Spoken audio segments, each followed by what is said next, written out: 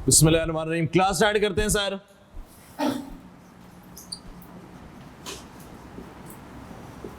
Lecture number 2। Sir आज हमारी कौन सी क्लास है? Lecture number 2, new batch, Kaif 3, costing. Sir हम लोग पढ़ रहे हैं अभी बेसिक्स, और जनाब हम लोग पढ़ रहे हैं सितंबर 22 अटेम्प्ट के लिए। इंशाल्लाह इसी अटेम्प्ट में हम लोग पास करेंगे। चले सर कल का हमारा लेक्चर नंबर 1 हो चुका था। जिनकी आज फर्स्ट क्लास है जनाब वो यूट्यूब वगैरह पे देख ले लेक्चर 1, लेकिन देख ले पीआरसी वाले हो या हाँ एएफसी, आप रिपीटर हो या एएफसी? अच्छा पहले पढ़ चुके हो तुम मुझे दिखे पहले भी। अच्छा केएनएस में दिखोगे तुम पीआरसी साहब। अच्छा अभी चलिए सर स्टार्ट करते हैं भाई।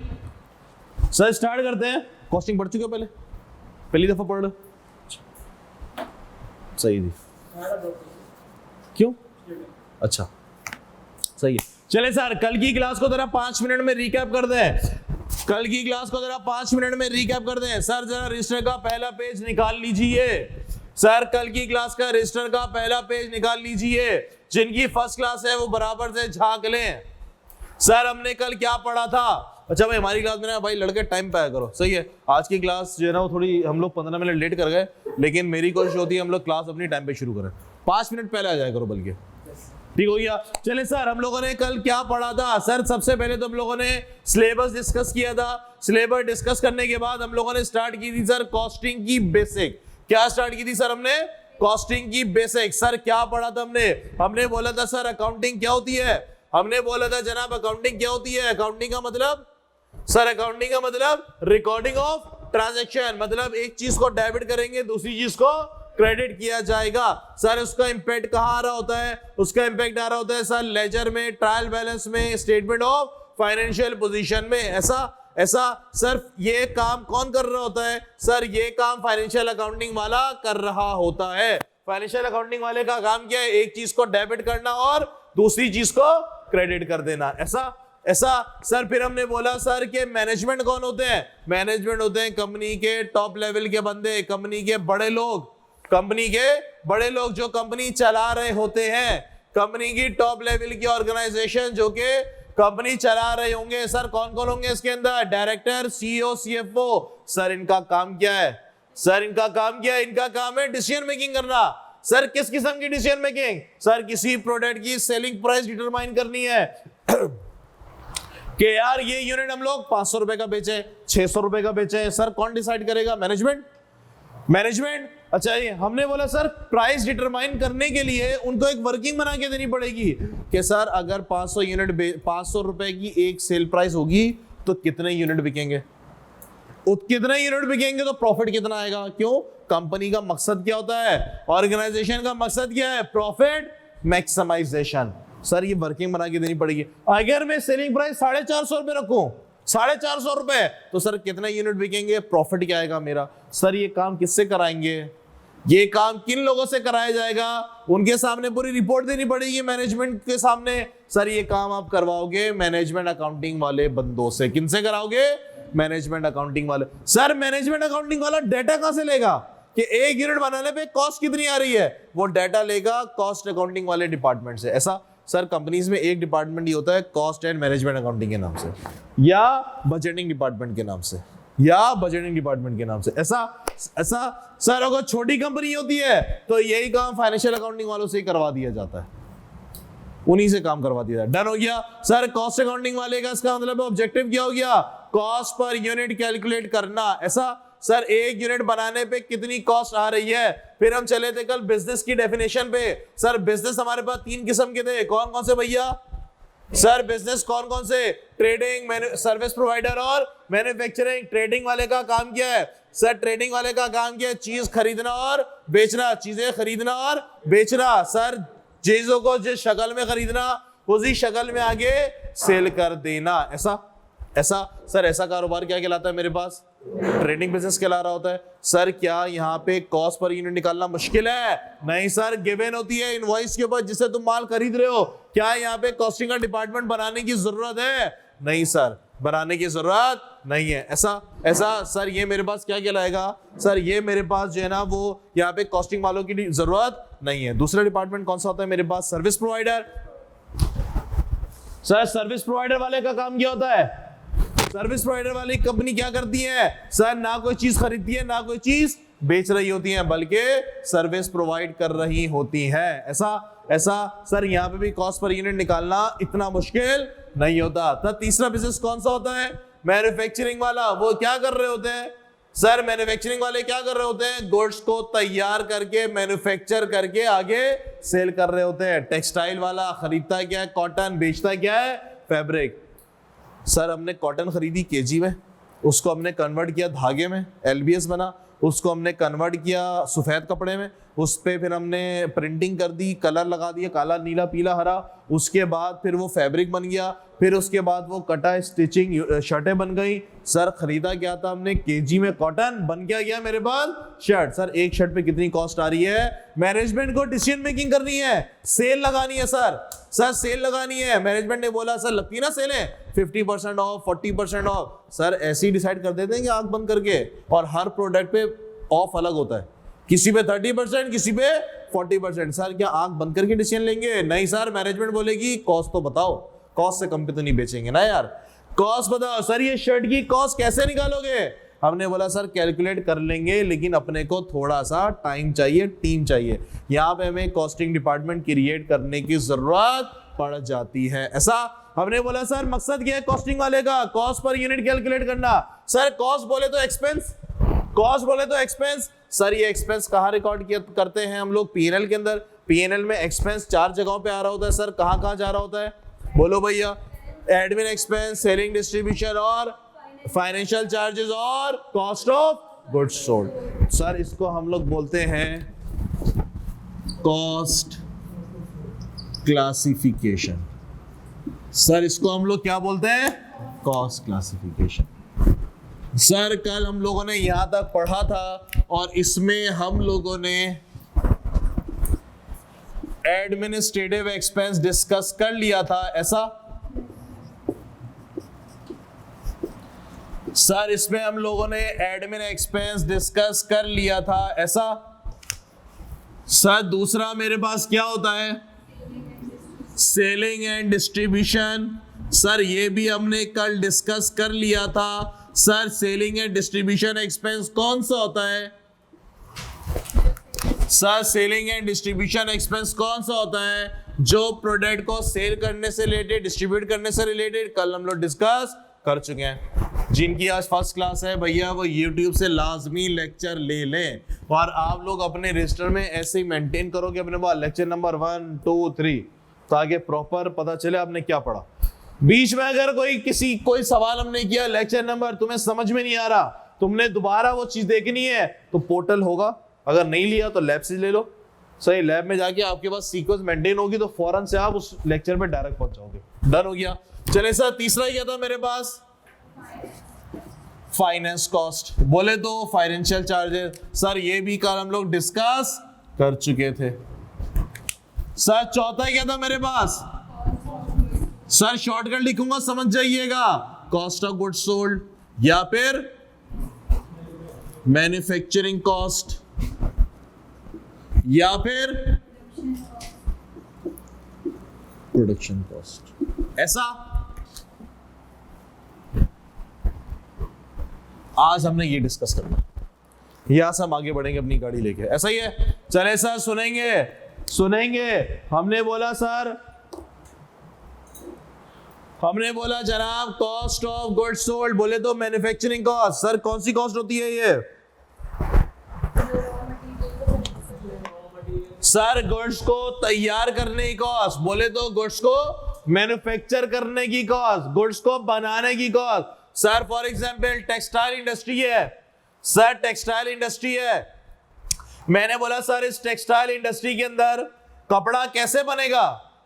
सर कैसे तैयार होगा? सर किस चीज से कपड़ा बनाया जाएगा? मटेरियल से। किससे बनाया जाएगा? कॉटन से। जिस चीज से कपड़ा बनाया जाता है, जिस चीज से कपड़ा बनाया जाता है उसको हम लोग क्या बोलते हैं सर? मटेरियल। ऐसा जो लोग, सर मैंने मटेरियल कॉटन, मैंने बोला टेक्सटाइल के लिए किस चीज से कपड़ा बनाया जाएगा? कॉटन। मैंने कॉटन खरीदी और कॉटन लाके मैंने कहां रख दी सर? ग्राउंड में। गर्मी के दिन ग्राउंड में मैंने कॉटन लाके रख दी। एग्री करते हो? मैंने बोला सर क्या उससे गर्मी से धूप पड़ के क्या कपड़ा बन जाएगा? नहीं सर। सर और क्या जरूरत पड़ेगी मुझे मैन्युफैक्चर करने के लिए? मैंने बोला सर मजदूर चाहिए। मैंने मजदूर बुला लिए। सर मजदूर बिला वजह काम नहीं करेंगे बल्कि पैसे लेंगे, इसका मतलब लेबर की कॉस्ट। ऐसा मैंने मजदूर भी पहुंचा दिए वहां पे ग्राउंड के अंदर। सर क्या कपड़ा बन जाएगा? हमने बोला नहीं सर, आपको कुछ और एक्सपेंसेस भी इंकर्ड करने पड़ेंगे, आपको कुछ एक्सपेंसेस और भी इंकर्ड पड़ेंगे, तब जाके कपड़ा तैयार होगा।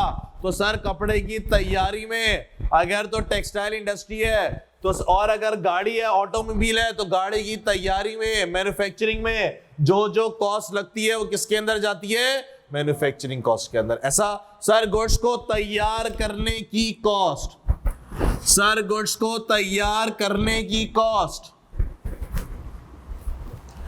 गुड्स को तैयार करने कॉस्ट। सर अगर तो फर्नीचर इंडस्ट्री है, इंटरवुड वाले हैं, कुर्सियां बना रहे हैं, सर कुर्सियां मैन्युफैक्चर तैयार करने के लिए कैसे क्या क्या चीजें चाहिए होंगी? सर एक तो लकड़ियां चाहिए जिसको तुम क्या बोलते हो? मटेरियल। क्या बोलते हो सर?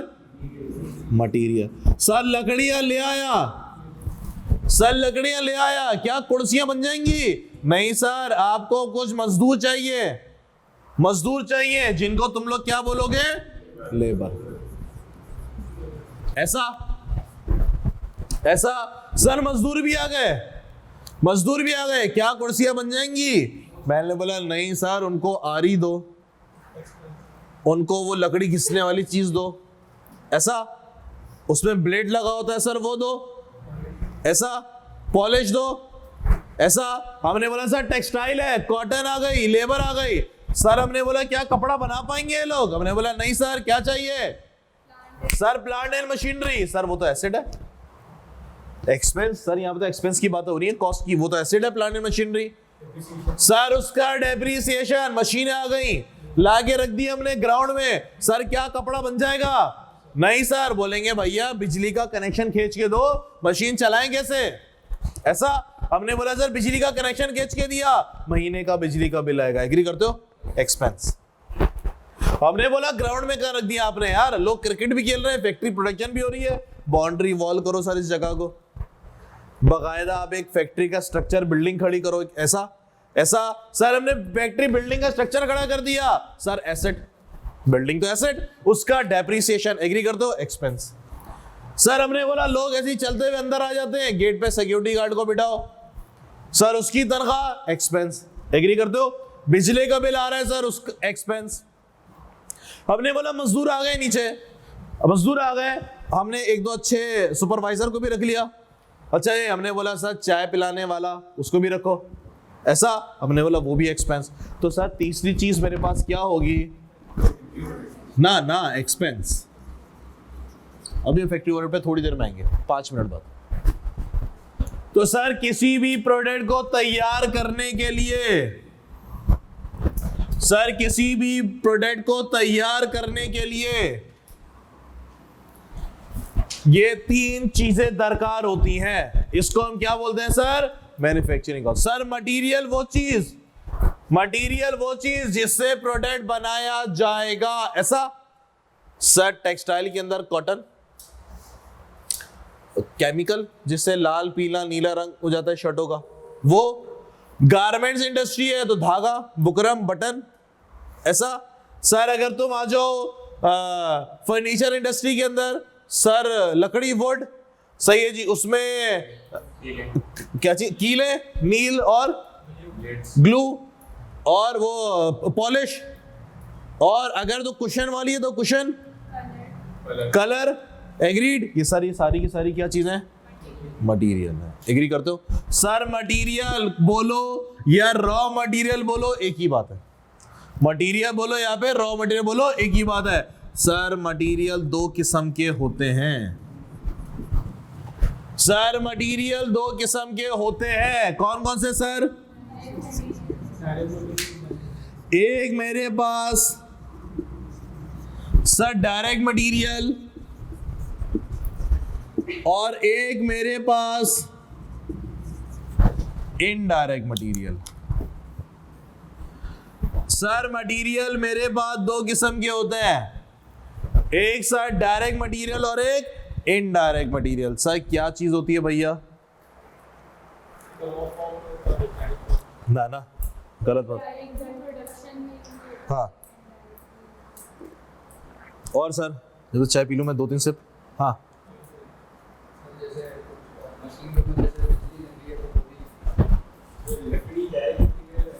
जिस चीज से मटेरियल जिस चीज से प्रोडक्ट बनेगा वो डायरेक्ट होगा, तो डायरेक्टली मशीनरी के लिए ऑयल वगैरह। हाँ भाई वाह, चीते हो सारे यार, पढ़कर आए हो। मैं चाय पी रहा हूँ जब तक, सही है, ठंडी हो रही थी। हाँ आखिरी ग्लास में मेरे लिए बचेगी ना, एक कप के अंदर कितने बच्चे पिएंगे यार? नहीं चाहिए इसे मुझे।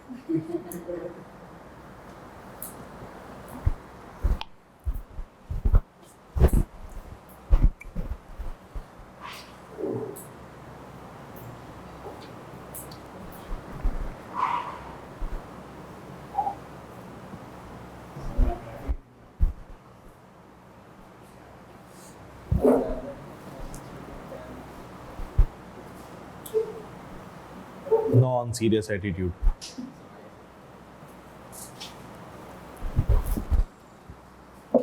चले सर डायरेक्ट मटेरियल।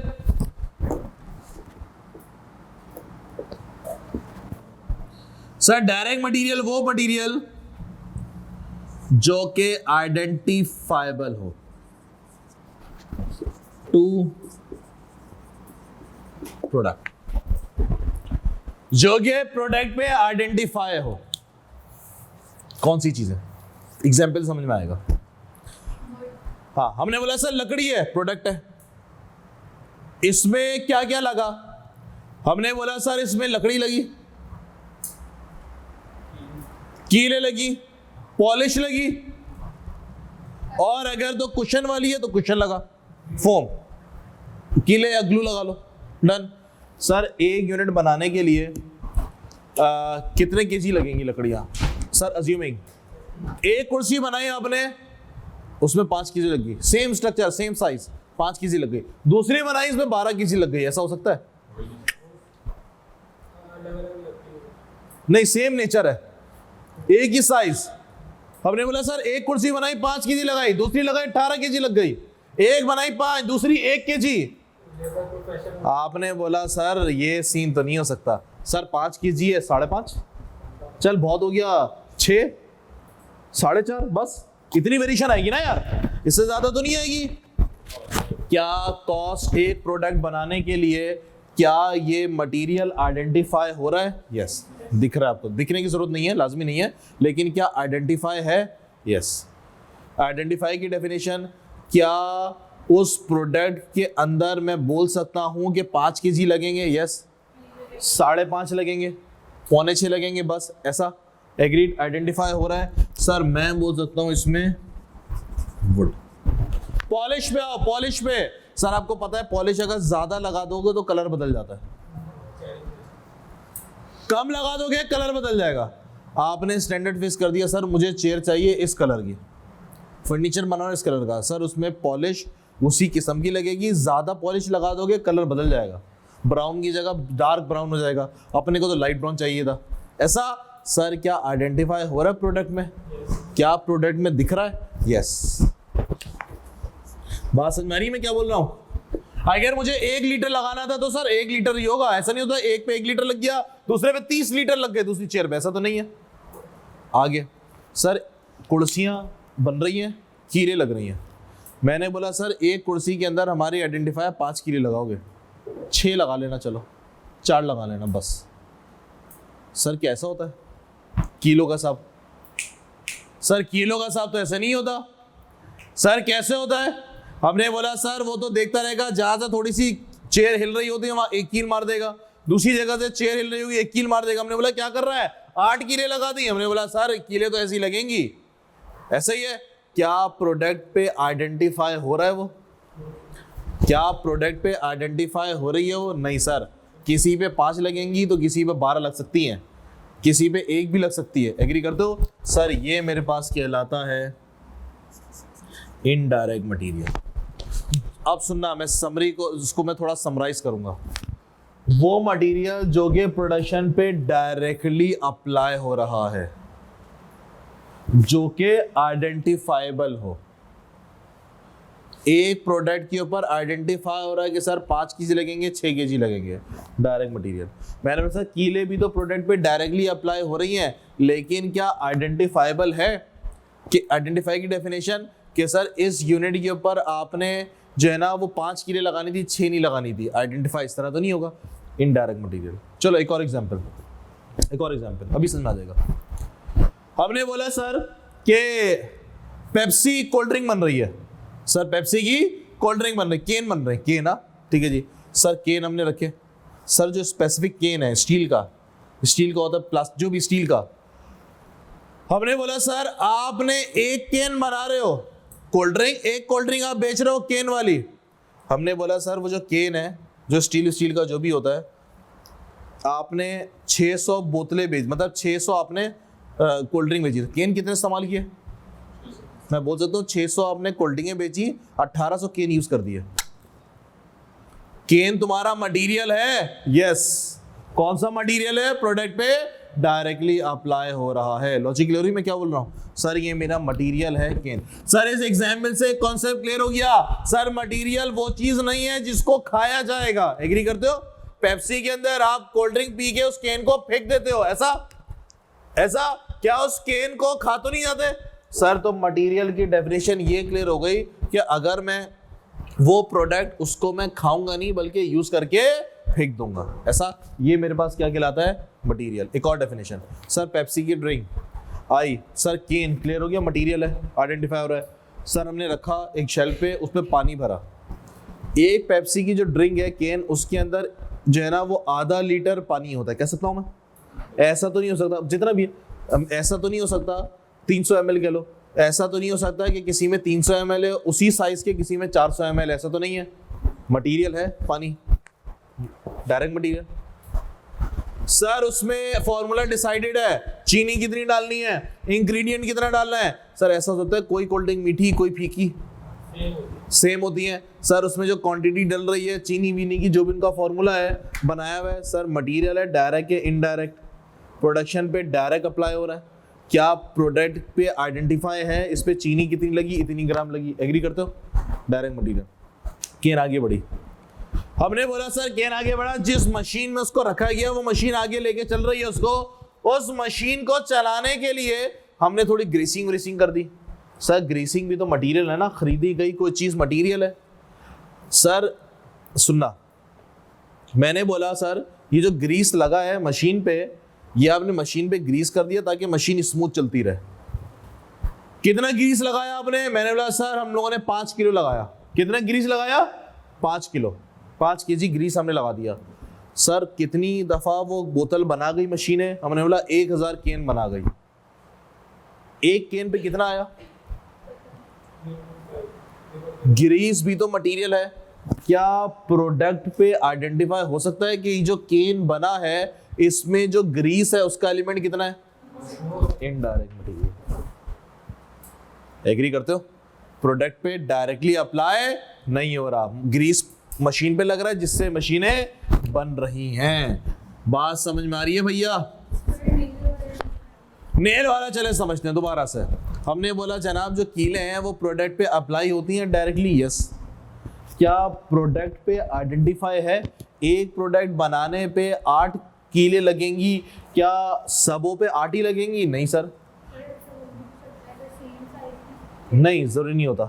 कीलो का हिसाब ऐसा होता है वो जहां पे मूव हो रही होती है ना वहां पे कीले लगाई जाती हैं। हम उसकी हिला के देखते हैं, एक जगह से अगर हिल रही है तो फिर हम वहां पे कील लगा देते हैं। ऐसा नहीं होता,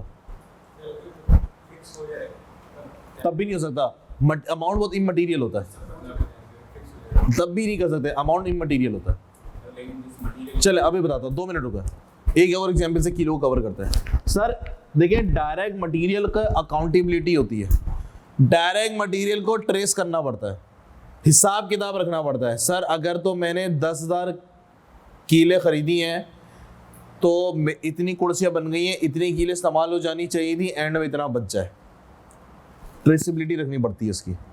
एग्जाम्पल, सर शर्ट है, शर्ट में अक्सर जो ना इस साइड पे एक छोटा सा स्टिकर लगा हुआ होता है, एग्रीड, सही जी, या शर्ट के बैक साइड पे लिखा हुआ होता है, ऐसा ही है। अच्छा जी, हमने बोला सर क्या ये मटेरियल है? यस सर मटेरियल तो है।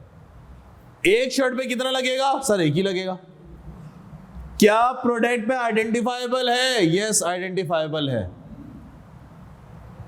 एक शर्ट पे कितना लगेगा? सर एक ही लगेगा, टैग, 2 तो नहीं लगेंगे, सही है जी। सर क्या ये डायरेक्ट मटेरियल है? सर मैंने बोला ये प्रोडक्शन पे डायरेक्टली अप्लाई हो रहा है, लेकिन इसका अमाउंट बहुत इनसिग्निफिकेंट होता है, इसको मैं ट्रेस नहीं करता, इसको मैं किस में क्लासिफाई कर देता हूं? इनडायरेक्ट में। कैसे? अब सुनना, मैंने बोला सर ये जो टैग लग रहा है, ये जो टैग लग रहा है इसमें 2 हीरे लगेंगे, ये जो टैग लग रहा है इसमें 2 हीरे लगेंगे, डन हो गया, सही है। अब बताइए सर ये डायरेक्ट मटेरियल है कि इनडायरेक्ट मटेरियल है? सर अब ये डायरेक्ट मटेरियल हो गया, बात समझ में आई? सर एक अमाउंट की वैल्यू के ऊपर भी डिटरमाइन होता है, लॉजिक क्लियर हो गई? सर शर्ट पे बात करें, जो बटन लगे हुए हैं, नॉर्मल बटन हमारे सादे वाले एक दर्जन के अंदर भी, मतलब 100 रुपए की खरीदने जाओगे तो इतने सारे बटन मिलेंगे, ऐसा ही है। सर डायरेक्ट है कि इनडायरेक्ट है? मैंने क्या प्रोडक्शन पे डायरेक्टली अप्लाई हो रहा है? यस। एक शर्ट पे कितने बटन लगते हैं? सर 8 बटन लगते हैं, सही है सर, 8 ही लगते हैं, स्टैंडर्ड साइज फिक्स है। मैंने बोला सर क्या ये डायरेक्ट है कि इनडायरेक्ट है? मैंने बोला सर अमाउंट बहुत छोटा है, इसको मैं कंट्रोल कैसे करूंगा? डायरेक्ट मटेरियल को कंट्रोल करना होता है, ओपनिंग में इतने यूनिट थे, इतने मैंने खरीदे, एंड में इतने यूनिट थे, बाकायदा इसकी बैलेंस मेंटेन होता है, रिकंसिलेशन होती है। मैंने कहा सर बटन को कहां से करेंगे, ये साला इसको गिनेगा कौन, स्टॉक काउंट कौन करेगा इसका? एग्री करते हैं? लेकिन सर अगर ये बटन हीरे के हो जाए, सोने के हो जाए, सर अब ये डायरेक्ट मटेरियल हो जाएगा। बात समझ में आ रही है मैं क्या बोल रहा हूं? लॉजिक क्लियर हो गई? डन। चले सर आगे बढ़े, आगे हमने बोला भैया गाड़ी है होंडा वाले, सर होंडा गाड़ी आपने खरीदी, हमने बोला सर ये होंडा गाड़ी हम खरीदेंगे, ये हमें देगा कैसे? हमने बोला सर पहली होंडा की गाड़ी है, जो नया मॉडल लॉन्च हो रहा है, और ये होंडा की गाड़ी रखी हुई होगी, कितने की होगी सर? 50 लाख की, नई वाली समझ लो 40 लाख रुपए की, ओके जी। मैंने बोला सर वो हमें देगा कैसे? सर वो एक रिबन लेकर आएगा रेड कलर का, और वो रिबन उसमें लगाएगा, और हम जो है ना वो रिबन काटेंगे, और गाड़ी हमारी पहली गाड़ी हमने बुक करवा ली है। एग्रीड? एग्रीड। सर ये गाड़ी बनेगी कैसे? सुनिएगा, हमने बोला सर इसमें क्या क्या चाहिए होगा? Steel, engine, steering, music system, chair, AC, सही जी, और टायर, डन। चलो बताना शुरू करो, डायरेक्ट के इनडायरेक्ट। सर इंजन, एक यूनिट, एक गाड़ी में कितने इंजन लगेंगे? एक लगेगा। सर वैल्यू होती है इसकी? यस। हमने बोला सर गियर बॉक्स, एक डायरेक्ट मटेरियल आइडेंटिफाई, ऐसा तो नहीं होता था किसी गाड़ी में 2 किसी गाड़ी में 3, नहीं सर। एग्रीड। सर टायर, पता है सर 4 टायर लगे होंगे एक स्पेयर में, पता है भाई सबको? सर इसके अलावा तो नहीं हो सकता सीन। सर वैल्यू भी होती है, अमाउंट भी होता है। एग्रीड। आगे बढ़े, म्यूजिक सिस्टम, एसी, सर सब डायरेक्ट मटेरियल है, सब डायरेक्ट मटेरियल, स्टीयरिंग सबका सब डायरेक्ट मटेरियल है, कुर्सियां डायरेक्ट मटेरियल है। एग्रीड। सर उस गाड़ी पे जो रिबन लगाई जिसको हम काटेंगे, जब वो मटेरियल खरीदेगा, वो भी तो खरीदेगा ना यार कंपनी वाला, वो किस नाम से देगा? मटेरियल के नाम से खरीदेगा। डायरेक्ट या इनडायरेक्ट? सर वो इनडायरेक्ट मटेरियल। हाँ सेलिंग डिस्ट्रीब्यूशन में होगा, लेकिन अभी मैं मटेरियल की बात कर रहा हूँ, डायरेक्ट इनडायरेक्ट ना। हाँ पैकिंग मटेरियल, हाँ indirect material, indirect material. Sir चले, हमने पैकिंग मटेरियल, ऑल दो आपका डायरेक्ट मटेरियल में क्लासिफाई हो रहा है, लेकिन अगर बहुत कम उसका अमाउंट होता है तो उसको हम इनडायरेक्ट मटेरियल में क्लासिफाई करते हैं। फॉर एग्जांपल सुनते हैं, हमने बोला सर हम घड़ी लेने के लिए गए, सही है, घड़ी को कितने की घड़ी है सर? 30,000 रुपए की घड़ी है, महंगी वाली घड़ी ना, 30,000 रुपए की। हमने बोला सर वो घड़ियां जो है ना वो उसमें क्या क्या सर, हमने बोला चेन, हमने बोला उसके अंदर जो बटन मशीन सारा का सारा डायरेक्ट मटेरियल। सही, वो हमें खूबसूरत से डब्बे में पैक करके देगा, एक डब्बे में पैक करके देगा, डब्बा आपका पैकिंग मटेरियल। सर डायरेक्ट या इनडायरेक्ट? डायरेक्ट या इनडायरेक्ट है, एक नॉर्मल वैल्यू है, डब्बा खूबसूरत सा होता है ना जिसको गिफ्ट दिया जाता है। Sir packing material direct material होता है। उसने हमें थैली में दे दी शॉपर में, ये नॉर्मल थैली होती है ना इम्तियाज वाली थैलियां और ये सारी, सर इस थैली में उसने हमें वो दे दी। सर अब बताएं डायरेक्ट या इनडायरेक्ट? Indirect material. क्लियर हो गया?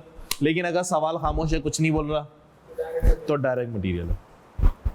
ये डब्बे के अंदर घड़ी है, डब्बा तो डायरेक्ट है, डब्बा डायरेक्ट है, घड़ी के साइड में छोटी सी थैली पन्नी जैसी लगी, वो निकाल के फेंक देते हैं छोटी सी, हाँ फिर जाके वो खुलती है, वो इनडायरेक्ट मटेरियल, वो इनडायरेक्ट मटेरियल। बहुत ही चिल्लड़ अमाउंट होता है। ऐसा ही है सर, लॉजिक क्लियर हो गई? आई होप समझ में आ गया होगा। मजे की बात ये है तुम्हारे एग्जाम के अंदर वो ये चीजें नहीं देता, कि यार ये डायरेक्ट मटेरियल या इनडायरेक्ट मटेरियल है, वो ये चीजें नहीं दे रहा होता। सही है, लेकिन फिर भी हमें पढ़ना है, हमें समझ में आ गया। सर क्लियर है? किसी का एतराज? सर किसी का एतराज? इसके एक दो एग्जाम्पल और लिखवा दो भैया। इंजन लिखवा दिया, ऐसा सर एयर कंडीशन बनाने वाली कंपनी है तो वो जिससे कूलिंग आती है क्या बोलते हैं उसको? कंप्रेसर। कंप्रेसर ऐसा, आउटर, बिल्कुल ठीक है सर, डन। सर इधर आइए, इनडायरेक्ट मटेरियल के अंदर नेल, ग्रीस, हाँ डायरेक्ट मटेरियल यार महंगी होती है भाई, बहुत महंगी होती है। Wrapping material. सर डन, आगे बढ़ चलो, आगे बढ़ चलो। सर लेबर भी दो किस्म के, सर लेबर भी दो किस्म के, एक डायरेक्ट लेबर और दूसरा इनडायरेक्ट लेबर। सर एक डायरेक्ट लेबर और दूसरा indirect labour. Sir direct labour वो मजदूर जो प्रोडक्शन में डायरेक्टली इन्वॉल्व होंगे। सर वो मजदूर जो कि प्रोडक्शन में डायरेक्टली इन्वॉल्व होंगे, जो कि प्रोडक्ट बैठ के बना रहे होंगे, ऐसी लेबर को क्या कहा जाएगा sir? For example sir building बन रही है, सर बिल्डिंग बन रही है, एक मजदूर जो ब्लॉक उठा के ऊपर चल रहा होगा, सीढ़ियों से ऊपर जाएगा। सर बिल्डिंग बनाने में जरूरी है डायरेक्ट या इनडायरेक्ट? Direct labour. एक बंदा ऐसा होगा लेबर जो कि उस पे प्लास्टर कर रहा होगा, सीमेंट बना के दीवार पे मार रहा होगा, एक बंदा उसको डंडे से बराबर कर रहा होगा, ऐसा सर? अच्छा जी, किस लेबर में आएगा जनाब वो? डायरेक्ट लेबर के अंदर। इसको मैं क्या बोलूं?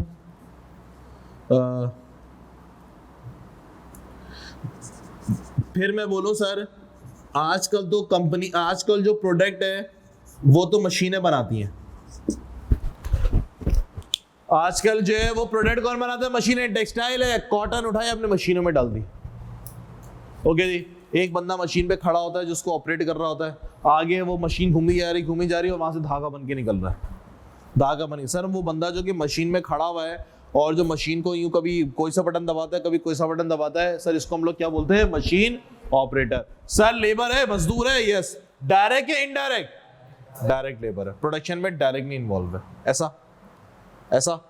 फिर हमने बोला सर कि एक बंदा फ्लोर पर ऐसा होता है जो कि प्रोडक्शन नहीं कर रहा होता, जो कि माल बना नहीं रहा होता, उसको तो माल बनाना आता भी नहीं है सर, बल्कि वो फ्लोर पे ना राउंड मार रहा होता, देख रहा होता कोई लेबर सो तो नहीं रही, कोई लेबर गपशप तो नहीं लगा रही, जिनको बोलते हैं जाओ वहां से जाके यूनिट लेकर आओ, बनाना शुरू करो, ऐसा जिसको हम लोग अंग्रेजी में क्या बोलते हैं?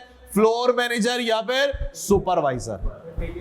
ठेकेदार देसी लैंग्वेज में। सर इसको हम क्या बोलते हैं? सुपरवाइजर। सर मजदूर है, एग्रीड मजदूर है। सर डायरेक्ट प्रोडक्शन में इन्वॉल्व है या इनडायरेक्ट? सर इसको हम किस में क्लासिफाई करेंगे? इनडायरेक्ट। सुपरवाइजर बोलो या फिर फ्लोर मैनेजर कहलाता है, ऐसा एग्रीड।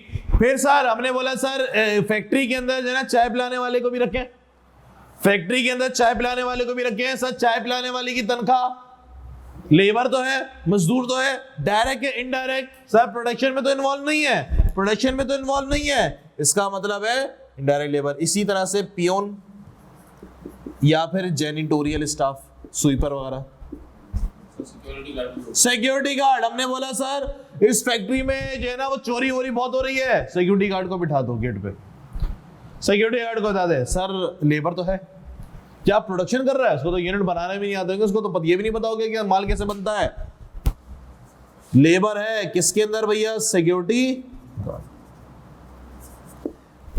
एग्री करते हो सर? जेनिटोरियल स्टाफ, जमादार, स्वीपर, क्वालिटी कंट्रोल टीम हमारे पास प्रोडक्शन का पार्ट होता है, प्रोडक्शन का पार्ट, उसके बगैर आगे नहीं बढ़ सकता ना। सर डन हो गया, लॉजिक क्लियर हुई सबको? पक्का? क्या हम आगे बढ़ चलें? क्या आगे बढ़ चलें? सर एक्सपेंसेस पे आइए। एक्सपेंसेस दो किस्म के सर, एक एक्सपेंस मेरा डायरेक्ट एक्सपेंस, सर एक एक्सपेंस मेरा इनडायरेक्ट एक्सपेंस, सर एक एक्सपेंस मेरा डायरेक्ट एक्सपेंस और एक मेरा इनडायरेक्ट एक्सपेंस। सर समझेंगे जरा, सर डायरेक्ट एक्सपेंस वो एक्सपेंस, सर डायरेक्ट एक्सपेंस वो एक्सपेंस जो कि प्रोडक्शन में डायरेक्टली इन्वॉल्व हो। डायरेक्ट एक्सपेंस का मतलब वो एक्सपेंस जो कि प्रोडक्शन पे लग रहा है लेकिन ना वो मटेरियल है और ना वो लेबर है। सर डायरेक्ट एक्सपेंस वो एक्सपेंस जो कि प्रोडक्शन में डायरेक्टली तो लग रहा है लेकिन ना वो मटेरियल है ना वो लेबर है। सर ऐसे क्या बात हुई? फॉर एग्जाम्पल, इसकी एग्जाम्पल एक दो ही मिलती हैं। मशीन चलाने की इलेक्ट्रिसिटी नहीं, प्रोडक्शन में डायरेक्टली थोड़ी नहीं लग रहा है। नहीं सुनिए, हमने बोला सर हमने कॉस्टिंग पढ़ाई, सही है, और मैंने बोला यार अगले टाइम से इंशाल्लाह बुक लॉन्च करेंगे कॉस्टिंग की इंशाल्लाह, सही जी। मैंने बोला सर मैं गया, बुक मैंने बना ली, कंपाइल कर ली, सारी चीजें प्रैक्टिस क्वेश्चन सोल्यूशन ये वो अंतर जंतर मंत्र सब है उसके अंदर, एक कॉम्प्रिहेंसिव बुक बना ली। अच्छा जी, मैं गया सर प्रिंटिंग हाउस पे जो कि इनका काम क्या है, किताबें जो है ना वो छापना और बेचना। मैं उनके पास गया, मैंने बोला सर ये मेरे पास किताब है 1000 पेज की है और इस किताब को जो है ना आप लोग बनाइए और पेपर ऐसा होना चाहिए। मैंने उसको बता दिया, सर बताइए क्या सीन होगा। उसने माइंड में कैलकुलेशन बनाई, सर वो तो प्रिंटिंग हाउस है उसका, उसने बोला सर पेपर लगेगा, इंक लगेगी, बाइंडिंग होगी, सही है जी, और सारी कैलकुलेशन। उस दुकान वाले ने क्या कैलकुलेशन बनाई, उस दुकान वाले ने बोला ये बात हो रही है प्रिंटिंग हाउस की, उसने बोला सर मेरा मटेरियल लगेगा। सर मटेरियल में क्या लगेगा, पेपर, इंक, बाइंडिंग। एक किताब के ऊपर रुपीस पर यूनिट, एग्री करते हो? पर यूनिट मतलब पर किताब, कल बात की हमने। मटेरियल, मैंने बोला सर मटेरियल लगेगा कितने का, 600 रुपए का। हमने बोला सर लेबर कितनी लेगी एक यूनिट के ऊपर, हमने बोला सर लेबर ही तो वो शीटें काट रहे होंगे फिर मशीनों में डाल रहे होंगे, लेबर एक यूनिट पे सर 300 रुपए लेंगे।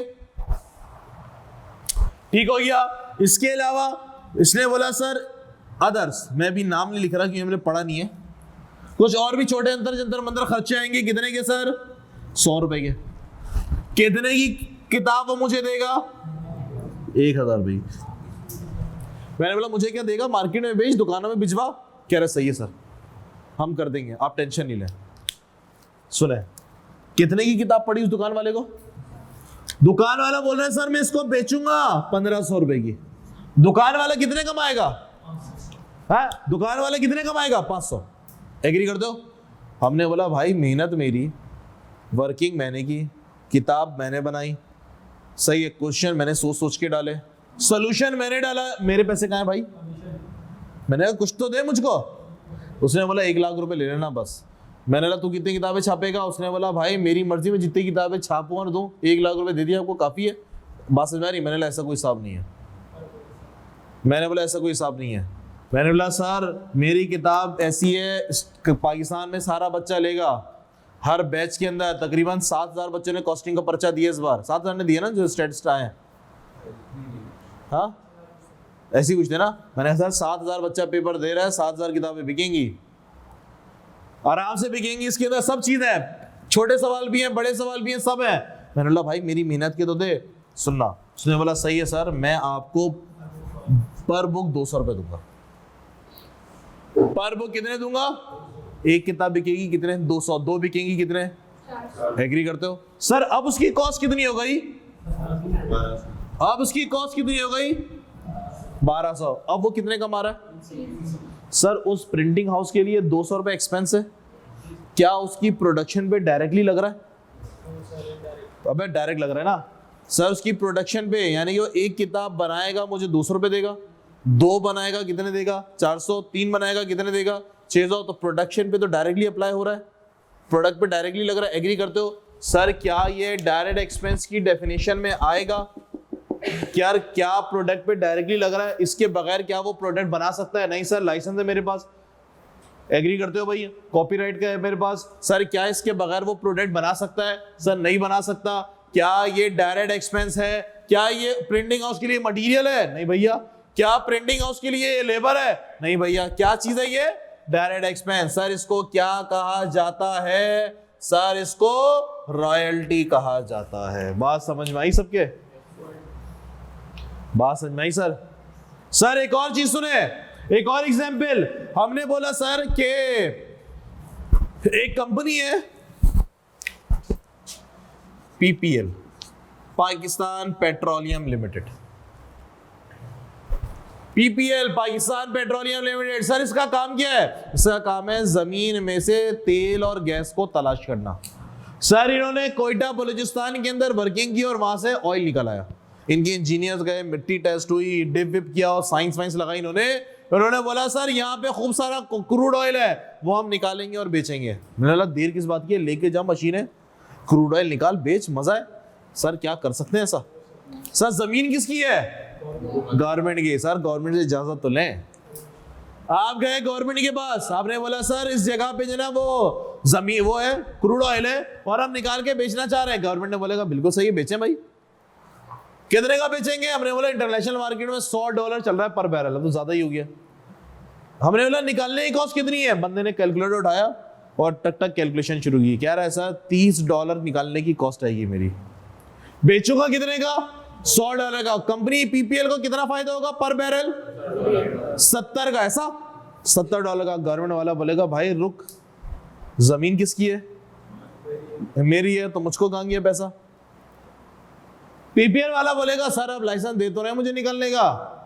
हमने बोला सर वो लाइसेंस के पैसे तो आप देंगे, जितना क्रूड ऑयल निकलता चला जाएगा पर बैरल, मुझे आप पर बैरल $5 भी देंगे। तो पीपीएल वाले की कॉस्ट पर बैरल $30 नहीं हुई है, कितनी हो गई है? $35। सर क्या उसकी प्रोडक्शन से डायरेक्ट लिंक है ये? क्या उसकी प्रोडक्शन से डायरेक्ट लिंक है ये? यस। क्या इसके बगैर $5 दिए बगैर वो प्रोडक्शन कर सकता है? नहीं कर सकता। सर उसके लिए क्या ये मटेरियल है $5? नहीं। सर क्या लेबर है? नहीं। क्या है सर ये? Direct expense. किस में आता है सर ये? रॉयल्टी में आता है। किसी का एतराज? पक्का? Logic clear? हाँ हाँ देना पड़ता है, अथॉरिटी दे, ऐसा ही होता है, ऐसे बना केस हो जाता है। हमारे यहाँ तो नहीं होता, दुनिया में होता है। हमारे यहाँ तो फोटो कॉपी वगैरह सब चल रही होती ना। चले सर आगे बढ़े। हाँ कर सकते हैं, वो भी ऐसा ही है। KFC वाले का सीन ऐसा ही है। आप KFC की फ्रेंचाइज लेने के लिए जाओ। हमने बोला सर मेरे पास एक जगह बड़ी ज़बरदस्त और मैं यहाँ पे जो ना वो बड़ा ज़बरदस्त, मैंने बोला यार मैं गया था वहाँ पे शारा फैसल, वहाँ पे मैंने KFC का बर्गर खाया। हमने बोला अच्छा था, और उस पूरे KFC के स्ट्रक्चर को मैंने अपने माइंड में सेव कर लिया। मैंने DHA सिटी में एक जगह ली और मैंने वहाँ पे वो जो माइंड में सेव था बिल्कुल वैसे सेटअप क्रिएट कर दिया और मैंने जो ना वहाँ पे KFC लिख दिया। सर क्या मैं ऐसे काम कर पाऊंगा? टेस्ट वेस्ट सब वही। सर क्या मैं ऐसे काम कर पाऊंगा? नहीं सर, ऐसी जबरदस्त उनकी पेनल्टी लगेगी, ऐसा जबरदस्त कोर्ट केस होगा। हमने बोला सर क्या करें? हमने बोला सर क्या करें? हमने बोला सर KFC वाले बैठे हुए हैं, वो बोल रहे हैं भाई हमसे लाइसेंस ले लो, कानूनी तरीके से काम करो। आप गए उनके पास, आपने सारी फॉर्मेलिटी पूरी की, उसने बोला सही है यार आप हमारा नाम लेके यूज करो। हमने बोला सर ये जो बर्गर बिकेगा ये आपके नाम पे बिकेगा, लोग तो केएफसी खाने आएंगे, ये थोड़ी केएफसी का डीएचए सिटी में जाके खाना, ऐसा तो नहीं होता, भाई तो कहीं से भी खा ले। हमने केएफसी वाले ने बोला सर सारी स्पेसिफिकेशन ये रखोगे। क्या हर ब्रांच का केएफसी का टेस्ट अलग होता है? नहीं सर, एक ही होता है। हमने बोला ये स्पेसिफिकेशन है, ये आप करेंगे। हमने बोला अगर आपने फ्राइज खाने हैं, हमने बोला आलू खत्म हो गए, बराबर दुकान से आलू लिया, सही फ्राइज बन जाएंगे। ऐसा होगा? नहीं सर, फ्राइज इनके आलू इसके इंपोर्ट होते हैं, इजिप्ट से पता नहीं कहाँ से होता है। चिकन भी इनकी इंपोर्ट होती है।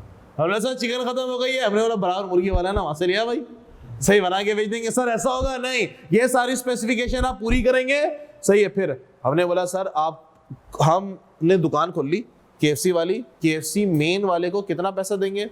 उसने बोला सर पर बर्गर आपको मुझे 100 रुपए देने पड़ेंगे। क्या मैं इसके बगैर प्रोडक्शन कर सकता हूँ? नहीं। ये जो 100 रुपए है ये पर प्रोडक्शन में इन्वॉल्व हो रहा है। यस, एक्सपेंस मटेरियल तो नहीं है, बन चिकन तो नहीं है, लेबर तो नहीं है, बल्कि एक्सपेंस तो है। सर किस नाम से? डायरेक्ट एक्सपेंस के नाम से। सर आई होप क्लियर हो गया होगा। पर बर्गर लेना में ज्यादा बेटर है, जैसा कि जैसे नारिश शॉप है, हाँ, वो 30 लाख में अपनी क्वालिटी बेच रहे हैं। और जितने मना मर्जी बेचो, 30 लाख रुपए, इतना बड़ा ब्रांड होगी ये नॉन स्टॉप। नहीं करो यार, 30 लाख रुपए अभी वो आजाद चाय वाला है ना, उसकी स्टोरी जो आएगी कि 30 लाख रुपए दे दो हमारी क्वालिटी खरीद लो आप। बहुत से लोगों ने खरीदी। नहीं बहुत से मैं देख रहा हूँ, बहुत ब्रांचेस की खुल रही हैं जगह जगह। ये हैदराबाद में 30 लाख रुपए 30 लाख लेना उनको ज्यादा फायदेमंद है। आप पर पिज्जा जैसा आप जैसे पर बर्गर यार अगर तो डिपेंड करता है, अगर तो बहुत बड़ा नाम है, नॉन स्टॉप को इतना बड़ा नाम है नहीं। नहीं अभी भी नहीं हुआ, बहुत टाइम लगेगा अभी भी। वो ये भी कहते होंगे ना कि ऐसा नहीं लेकिन कि सर हमने 30 100 लाख रुपए सही मिल जाए उनको भी। हाँ वो तो, हाँ ये भी कहते होंगे ना कि ऐसा नहीं है कि हमने 100 रुपए की प्राइस रखी है तुम 150 रुपए की। हाँ ऐसा भी नहीं हो सकता, वो प्राइस इनके सब फिक्स होता है, हमें पैसे प्राइस क्वालिटी सबसे। लेकिन कोई इतना बड़ा ब्रांड हुआ नहीं है अभी ये नॉन स्टॉप। बेच रहे हैं लोगों ने, नहीं बात। वो ले रहे होंगे, चलो खैर अलग बात है। हाँ कुछ बोल रहे हो? हाँ ना, और क्या, कोर्ट से स्टे ले लो, खत्म। केएफसी का भी आया था ना बीच में, पता नहीं किस नाम से, कराची फूड सेंटर, नहीं वो तो पुराना है। केएफसी का भी कुछ जगहों में ना केएफसी जैसा ही कुछ और नाम मिल जाता है। कराची रोस्ट कराची वो बेकार है यार। उस दिन 460 रुपए का जिंगर मंगवाया, इतना सा होगा यार, खून खोल लिया तो देखिए। चले सर आगे बढ़ते हैं सर, और डायरेक्ट एक्सपेंस की एग्जांपल। सर एक और बात बताएंगे, मुझे बोले बताए सर, जब हम लकड़ियां बनाते हैं, जब हम कुर्सियां बना रहे हैं, सर कुर्सियां बनाने के लिए लकड़ी किसनी पड़ती है? हाँ लिया, कुर्सियां बनाने के लिए लकड़ी किसनी पड़ेगी भैया? सर लकड़ी किससे घिसी जाएगी? आरी से। आरी, सर आरी में ब्लेड लगे होते हैं। सर क्या आरी 3 साल चल सकती है? सवाल, क्या आरी 3 साल चल सकती है? सर हम उसके हमने बोला सर उसकी वैल्यू होती है उस ब्लेड के ऊपर। ब्लेडें घिस गई, आरी खत्म। सर कितनी कुर्सियों में आरी घिस जाएगी?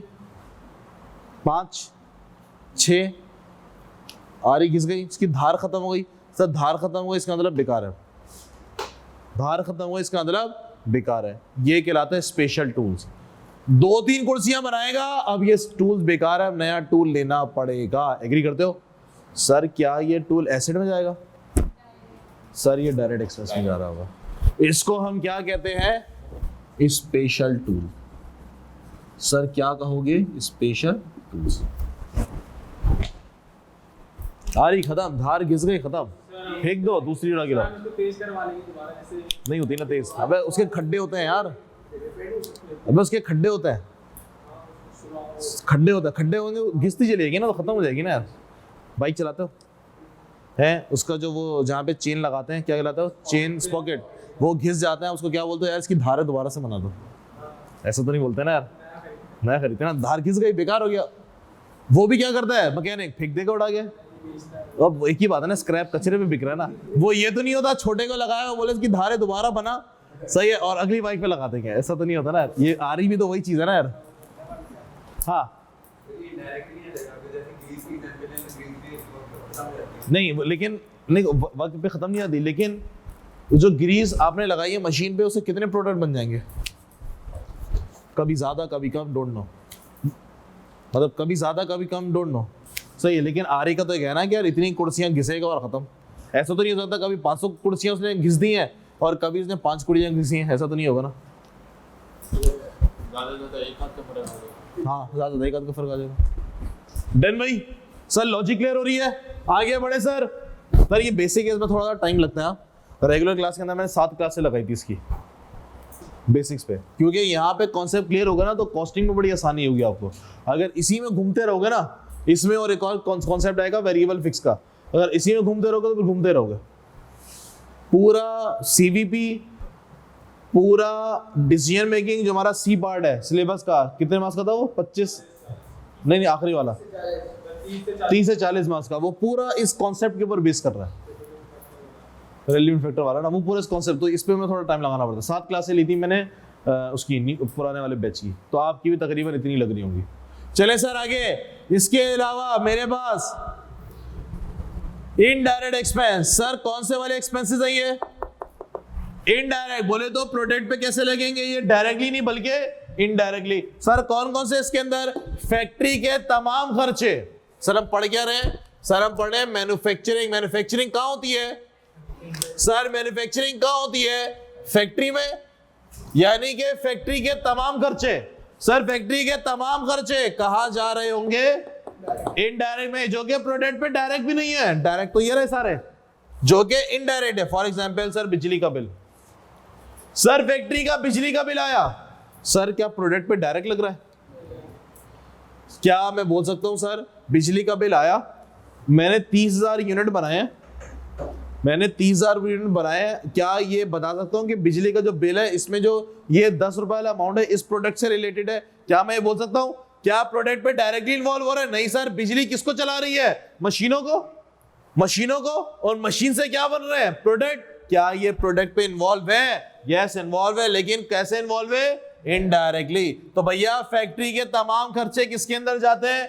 इनडायरेक्ट के अंदर। और इनडायरेक्ट एक्सपेंस को हम लोग सर इनडायरेक्ट एक्सपेंस को हम लोग इनडायरेक्ट एक्सपेंस को हम लोग फैक्ट्री ओवरहेड भी कहते हैं। सर शॉर्टकट में इसको हम लोग आज से एफओएच कहा करेंगे।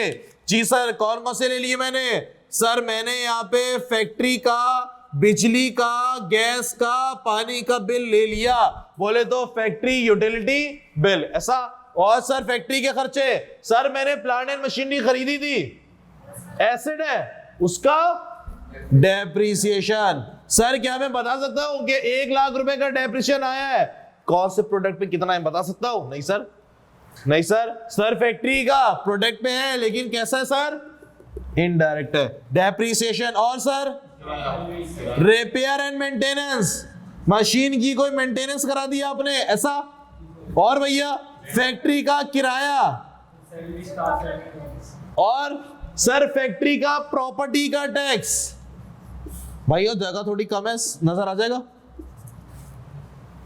सर इनडायरेक्ट मटेरियल भी किसका पार्ट होता है? एफओएच का। इनडायरेक्ट मटेरियल भी किसका पार्ट होता है? एफओएच का। फैक्ट्री इंश्योरेंस, बिल्कुल सही जवाब, बिल्कुल। सर इनडायरेक्ट लेबर भी किसका पार्ट होता है? इनडायरेक्ट लेबर भी किसका पार्ट होता है? फैक्ट्री ओवरहेड का। इनडायरेक्ट लेबर, बात समझ में आई? फैक्ट्री के तमाम खर्चे इनडायरेक्ट वाले वो कहां जाएंगे?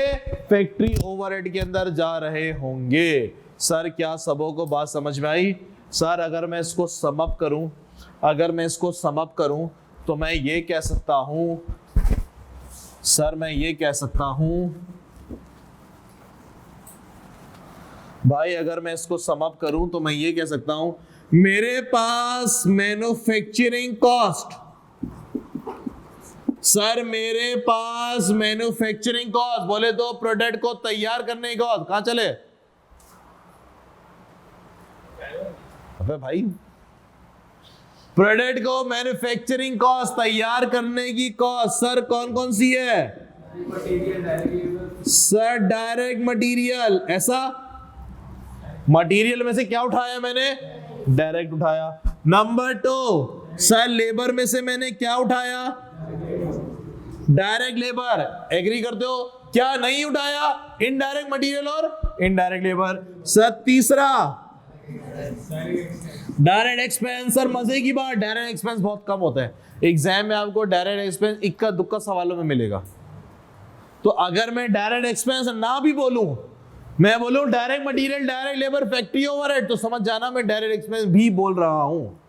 समझे? क्योंकि सवालों में बहुत कम नजर आता है, लेकिन है। चौथा सर शॉर्टकट लिखेंगे यहाँ, चौथा factory overhead. Sir indirect material इसके अंदर चला गया, इनडायरेक्ट लेबर इसके अंदर चला गया। तो देखा जाए तो मैन्युफैक्चरिंग कॉस्ट मेरे पास ये है। इसमें भी आपको एग्जाम में डायरेक्ट एक्सपेंस इक्का दुक्का सवालों में नजर आएगा। तो नॉर्मली ये 3 ही होता है। क्या सबों को समझ में आ गया? क्या हम आगे बढ़ सकते हैं? चलें सर, इसको कॉपी करें, 2 मिनट आपके पास, और फिर हम आगे बढ़ेंगे। सर बेसिक्स को बड़े तरीके से समझेंगे ताकि आगे की चैप्टर हमारे जो ना आसान हो जाए। और भाइयों डेली बेस पे पढ़ने की आदत डालो, डेली बेस पे। घर जाओगे रजिस्टर बंद करोगे, कल आके रजिस्टर खोलोगे, यकीन करो सब भूले होगे। घर जाके थोड़ा सा पढ़ो, फिक्स टाइम टेबल है। तो एक दफा आप लोग मर्ज हो जाओ ना, अभी तो तुम लोग को ये क्लासें थोड़ी तुम्हारी पूरी कर देना इंशाल्लाह।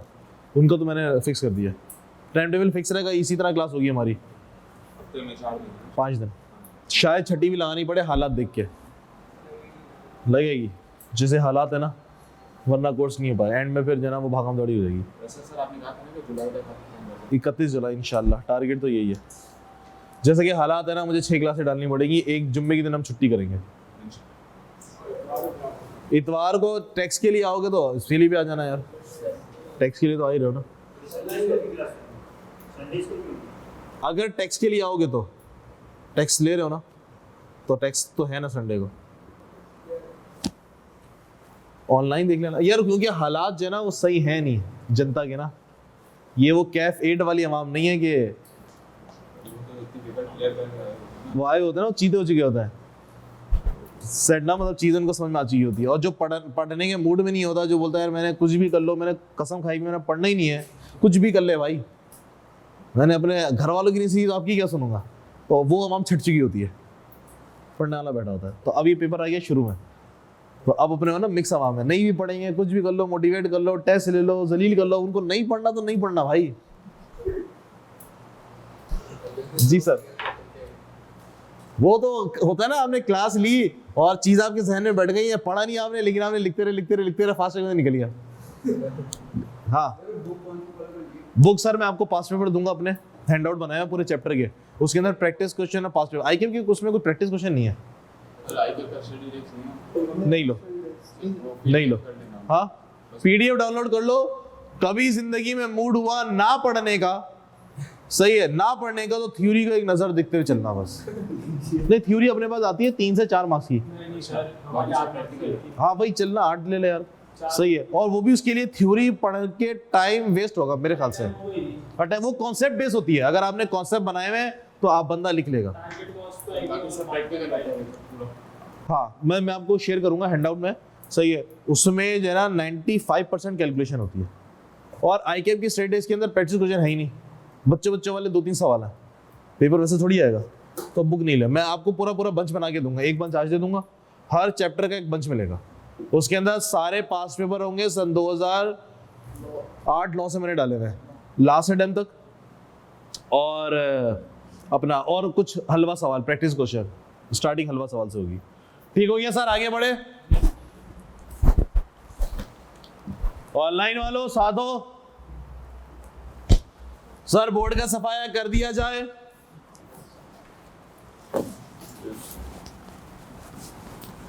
सर मुझे जरा 2-3 बातें बताते चलें, सर मुझे जरा 2-3 बातें बताते चलें।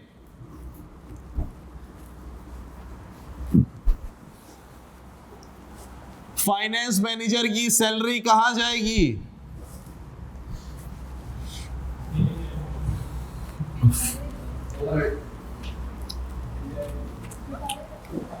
फाइनेंस मैनेजर की तनख्वाह, चार्टर्ड अकाउंटेंट बंदा है, फाइनेंस मैनेजर है, सैलरी कहां जाएगी? सर एडमिन में जाएगी ना यार, फैक्ट्री के अंदर बैठा हुआ थोड़ी काम कर रहा होगा, जुल्म मत करो उसके साथ यार, पढ़ा लिखा आदमी है। कहाँ फैक्ट्री के अंदर आपने लगा दिया।